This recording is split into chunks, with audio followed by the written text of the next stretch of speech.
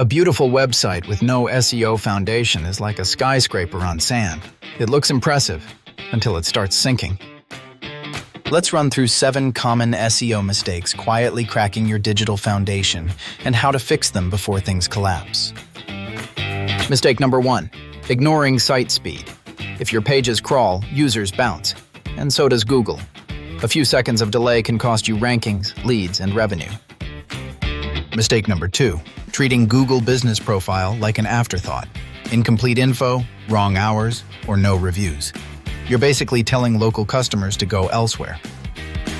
Mistake number 3, messy content structure. Walls of text, no headings, and no clear topics make it hard for both people and search engines to understand what you actually do. Mistake number 4, keyword stuffing or guessing. Jamming random phrases into your copy without research doesn't make you relevant. It makes you unreadable. Mistake number 5, neglecting mobile users. If your site pinches, zooms, and breaks on phones, Google notices, and so do impatient visitors. Mistake number 6, thin or generic content. If every service page sounds the same, you're building with cardboard instead of concrete. Depth, clarity, and originality win. Mistake number 7, flying blind without analytics.